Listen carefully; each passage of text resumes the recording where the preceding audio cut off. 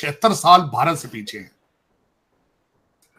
और उसके बाद इसी तरह आप 53 साल बांग्लादेश से पीछे हैं, 53 साल पीछे। मैं प्रूव करना चाहूंगा इसके बाद।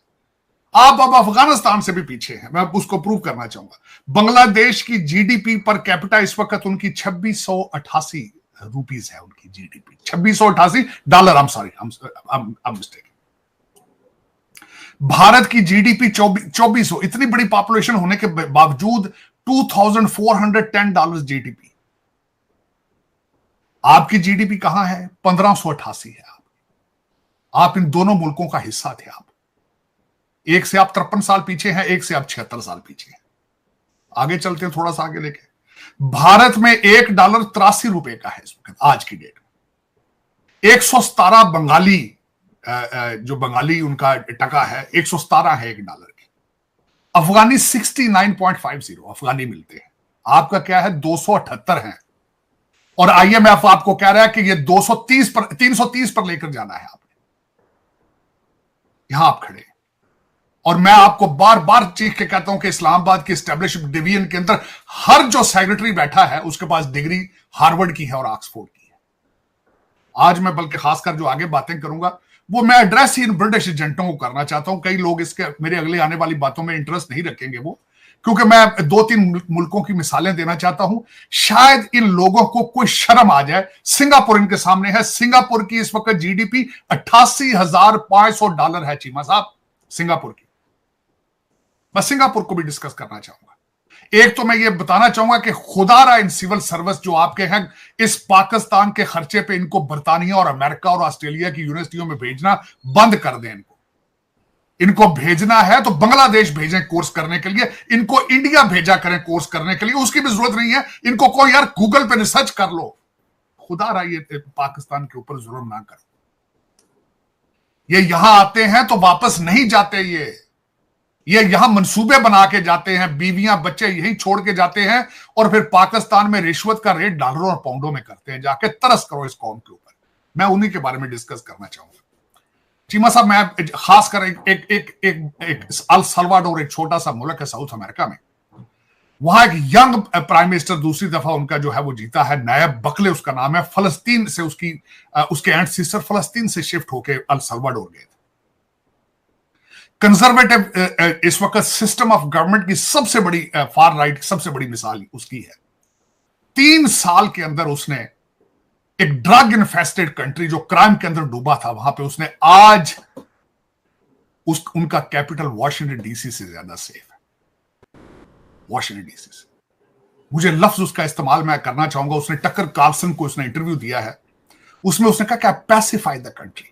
मैंने डबल तादाद की फौज की क्राइम को लड़ने के लिए 70,000 गिरफ्तारियां मैंने, जो गैंग्स थे, जो ड्रग माफिया, 70,000 का उनको अरेस्ट किया। 70,000। चीमा साहब, कौमें ऐसे नहीं बनती। आप तो कौम ही नहीं हो ना, सबसे बड़ी बात तो ये है। आपके अंदर वो फार्मूला ही नहीं जो कौमों के अंदर होता है चीमा साहब। फिर उसने दूसरी बात की, उस इंटरव्यू जो टक्कर कार्लसन को दिया, उसने कहा 70 मैंने वीटो किए थे कानून, जिनको जुडिशरी ने मजाक बना के तो उनको कहा कि उनको सुपरसीड किया जुडिशरी ने। फिर वो कहता मैं फिर कौम के पास गया हूं कि मुझे 2/3 मेजॉरिटी दो और मैं रेफरेंडम कराता रहा अपने कानून मुल्क को बचाने के लिए। आपके कंट्री के अंदर जो जुडिशरी है वो सारे पॉलिटिशियन बैठे हैं, वहां पे एक्टिविस्ट बैठे हैं सारे चीमा साहब, सारे पीटीआई के वर्कर चट्ठे हैं, सारे चट्ठे। उनके सामने कौम नहीं है, उनके सामने पाकिस्तान नहीं है, चट्ठे हैं सारे। उसके बाद उसने मिसाल दी चीमा साहब, मैं हैरान हूं। मैं चाहूंगा ये बच्चे, खासकर जो लौंडा लपाड़ा आवारा फिर रहा है, ये टक्कर, खैर इनको तो इंग्लिश आती नहीं है। मैं खून के आंसू रोया हूं अगले दिन जब ये मैं हैरान था यूट्यूब के ऊपर, जब ये हार के भागे हैं आपके लौंडे लपाड़े क्रिकेट वाले, तो उसके बाद जाके उन्होंने लॉकर रूम, एक ट्रेडिशन होता है, लॉकर रूम में जाके उन्होंने मेडल दिए अपने खिलाड़ियों को। Total conversation was in English language. आपके आवारा लौंडे लपाड़े जो ये अफसरों के बच्चे जो आप क्रिकेट टीम के आपने अंदर डाले हैं, इनको इंग्लिश कोर्स कराते हैं आपके क्रिकेट वाले, फिर भी इंग्लिश नहीं बोल सकते। अब मैं क्या मिसालें दूं इनको, मैं इन लोगों की क्या, ये गूगल करने की सलाहियत नहीं रखते। अगर ये गूगल करके क्या पढ़ेंगे? ये सारा आवारा बच्चा जो आपका है, करप्ट अफसरों के आवारा बच्चे जो पीटीआई के सारे वर्कर हैं, इनको क्या पता इंग्लिश में क्या पढ़ना है, क्या पढ़ना है। हाँ चीमा साहब, उसने टक्कर कार्लसन, इनको क्या पता टक्कर कार्लसन खाने वाली चीज है, किसी बर्गर का नाम है या किसी जर्नलिस्ट का नाम है, मैं क्या इनको बताऊं, लेकिन उसने इंटरव्यू किया है और उसके अंदर जो नायब बखले है उसने उसको बताया है कि आपका अमेरिका भी नीचे जा रहा है। आपने भी जब 9/11 की यादगार, सितंबर 11 की यादगार बनाने में 10 साल लगाए, जबकि वर्ल्ड ट्रेड सेंटर 1 साल में बनाया गया था। उसने मिसाल दी उसने कहा आपको भी क्राइसिस है। फिर ये जो सीएसएस अफसर के आपके जो आपके सारे तो नहीं मैं कह सकता, कुछ अच्छे भी होंगे, तभी इस वक्त अभी तक पाकिस्तान कायम है, 5% 3% अच्छे भी होंगे। उनसे मेरी दूसरा रिक्वेस्ट है, अगर किसी को गूगल करना है तो अर्जेंटीना के अंदर अवियर मिले आ चुका है, उसको प्लीज गूगल करें आप। दिसंबर 2030 में आया है, इकोनॉमिक्स और पॉलिटिकल साइंस पढ़ाता रहा है बंदा, वो जो इस वक्त वहां पे चेन सा था उसके हाथ में। जब वो आता था तो अपनी कैंपेन के दौरान कुल्हाड़ा अपने हाथ में रखता था कि मैंने आके गवर्नमेंट आधी कर देनी है। चीमा साहब उसने आते ही 15,000 बंदा निकाल दिया जॉब से। उनकी गवर्नमेंट के ऊपर सबसे बड़ा बोझ था उस मुल्क के ऊपर कि वहां पे जो उनके गवर्नमेंट मुलाजमीन सिफारशी, जिस तरह आपने पीआईए में भर्ती किए, उसने आते ही 15,000 निकाल दिए। 70,000 बंदा टारगेट लिस्ट पे है। मेरा एक क्वेश्चन है इन सारे सेक्रेटरियों से और सारे ये ब्रिटिश एजेंटों से, पीआईए जो बेच रहे हो, बाहर से भी तो आके कुछ चलाएगा ना। माइका लाल खुद क्यों नहीं चला लेते हो भाई? खुद क्यों नहीं चला लेते इसको?